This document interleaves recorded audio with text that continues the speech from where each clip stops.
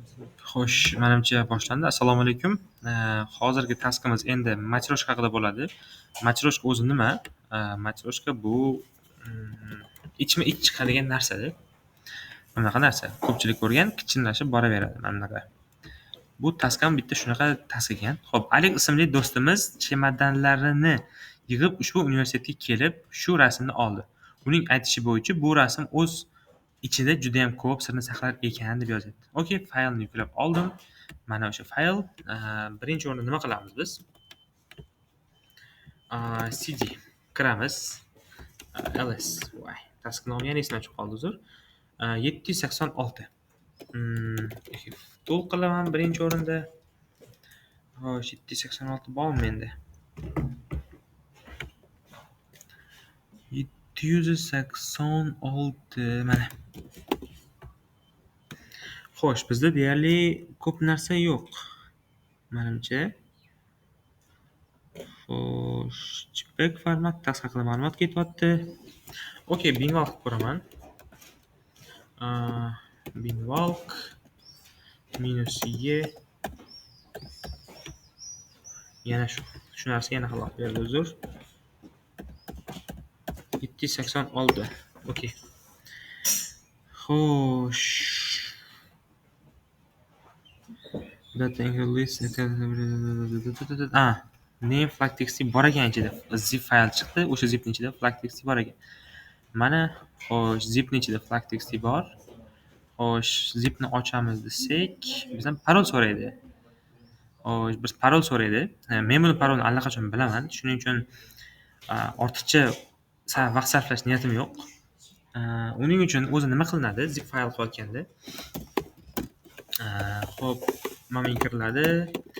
Unzip qilgan yerda bizdan parol so'raydi. Aynan o'sha parol so'rash qismiga biz brute force bo'ladi aslida. Давайте hozir qilib ko'ramiz. Brute force'ni asosiysini Telegramni clouddan generatsiya qilishni so'raymiz. ChatGPTdan qilaylik. Cloud emas. Xo'sh, menga shu zipni brute force qilish orqali ochishda yordam ber. Unga script yoz. Terminal uchun.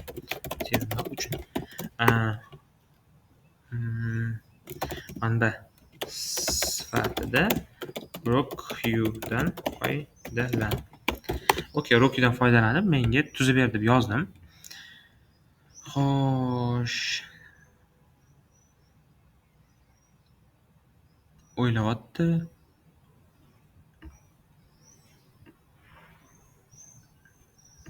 Buni bu yoqqa qo'yib tura qolay. Xo'sh. Bundan chiqib keta qolay. Bera olmayman deyapti. Okey, bizga DeepSeek kerak unda.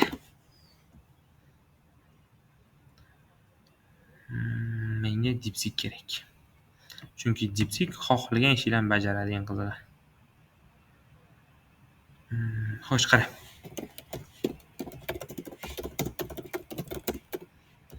Mengacha task.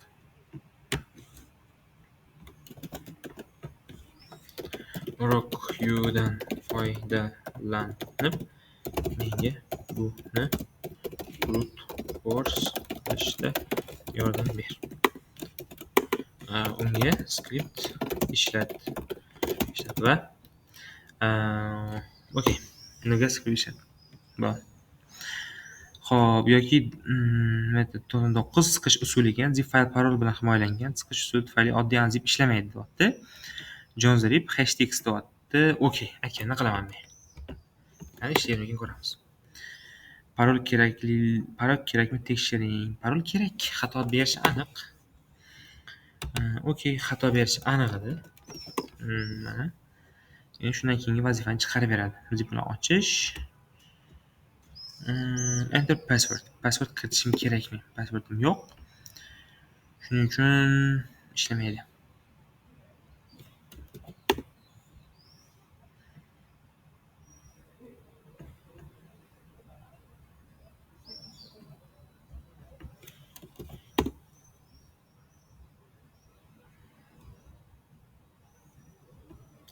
Okey, mayli.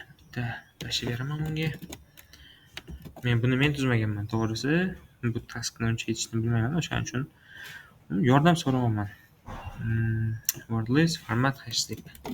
Bo'shatib qo'yay. No password has loaded. Okay. To'g'ri format bilan brute force ko'ramiz. Okay, yana nimadir ishlamadi.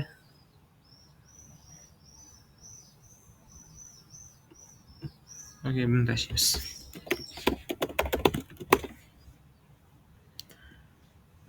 Okay.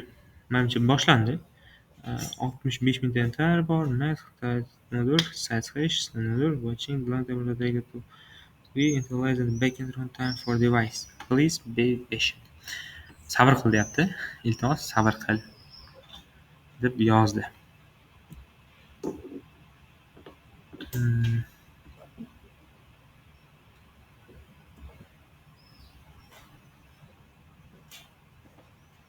Kutamiz qanchada brute force qilalar ekan. Okay, no hash is loaded bo'ldi. Okay, chiqdimi yo'qmi? Qayerda chiqadi? Cricket cell notation hash loaded. Okay. Mana flag txt. Lekin flag txt ochmadi qildilar. Flag txt ochmadi. Buni ichida edi. Xo'sh.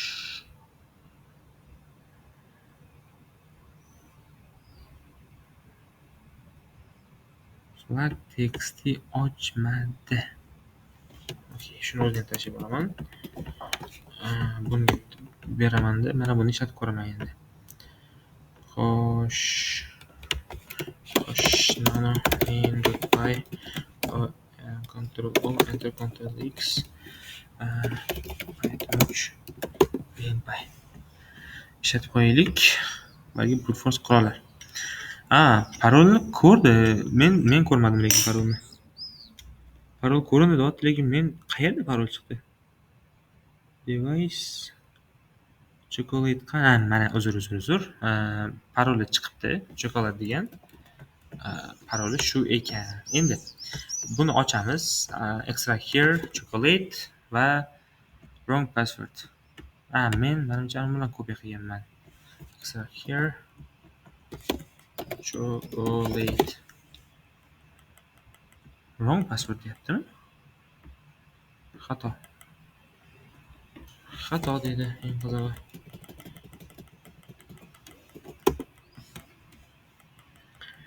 Yes. Support deyapti. Flag txt. Mana bor-ku menda. Okay, endi flag txtimiz chiqdi dedik, lekin sen flag meniki deb o'ylagan bo'lsang adashasan, hali bor deyapti. Bizdan yana bitta taskga jo'natib yuboryapti o'zi. Flag txt bor chiqdi o'zi, lekin bizga boshqa taskga jo'natib yuboryapti. Xo'sh, nima bo'lyapti bu yerda? Nima ishlaydi? F11 ishlayapti. F12 ishlamayapti. Ctrl Shift T. Voy. Yo'q, ishlamadi. Login sahifaga jo'natib yubordi. Hech qanaqa ishlamaydi. Endi sizlarga bitta zo'r fishka aytaman bu joyda. Ko'pchilik nima qiladi? Eng oson yo'li. Xo'sh, masalan, bundoq qilamiz. Clear qilamiz-da. Undan ortga qaytamiz. Normalniy joy. Endi mana buni olamiz. Faqat curl bilan so'rov beramiz-da va natijani biz t bilan main.html ga jo'natamiz. Ketdi. Xo'sh, jo'natildi. Main.html ga tushdi eng qizig'i mana bu joyda. Va bu fayl. Endi biz buni yana bitta ochsak, shuni ham ochilaveradi. Biz uni mousepad ochamiz shunchaki. Ko'ramiz, bu yerda hech narsa yo'q. Undan oldin veb-saytni o'zini tekshirib olishimiz kerak edi. Birinchi o'rinda masalan men qilishimdan oldin qilib ko'ringlar. Ko'p veb-saytlarda agar bloklagan bo'lsa, birinchi F12 ni bosib ochasizlar-da. Keyin bu yerga ochsanglar, sizlar qarabsizki F12 ochilgan versiya paydo bo'ladi. Xohlagan ishlarni qilsanglar bu yerda. Men himoyalangan bo'lsa ham. Bizda system id iau sbadsn degan fayl beryapti. Bu fake flag. Ya'ni haqiqiy bo'lmagan flag bo'ladi bu. Bizda skript bor ekan, nimadir bo'lsa skript ishlar ekan eng qizig'i. Va Mana bunga o'xshash qiziqarli string chiqdi mana bu yerdan. Uni keyin tekshiramiz to'g'risi. Undan oldin bitta network ko'ramiz. Nimadir bo'lyaptimi? Voy, debugger yoqib qolgan shunda bu. Yoqim. Debugger yoqib qolib ketgan shunda. Shunchalikmi? Voy, debugger yoqib qolib ketdi. Menimcha. Okay, network o'tamiz. Save task. Bizdan hech narsa ketmayapti, ko'rayotgan bo'lsanglar. Na bir boshqa narsa hech narsa ketmayapti. Demak, javob mana shuni ichida-da. Demak, biz javobni qidirishimiz uchun bizga prosta kodi kerak. Aynan shu sahifani kodini olish bu bitta ish edi xolos. Kur bilan qilsa bo'lardi. Mana. Endi sinxronizatsiya nimadir flag degan so'z bormagan bizda. Xo'sh.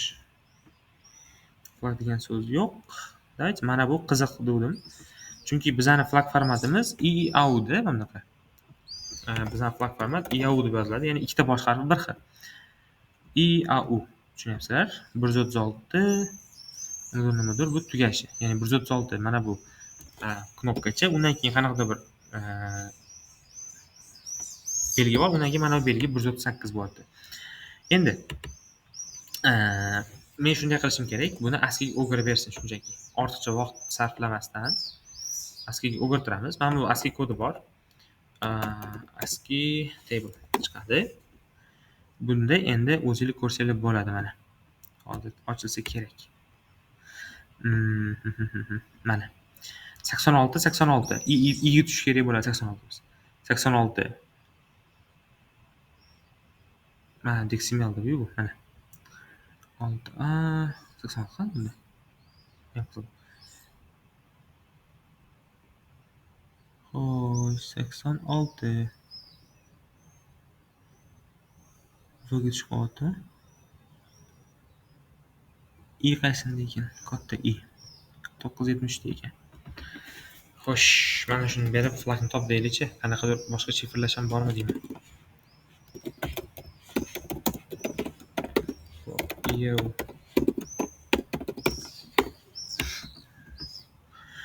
ASCII ga kodlarga o'xshaydi, lekin ba'zilari 127 dan katta, xor va offset shifrlangan. Tushunyapsizlar mana?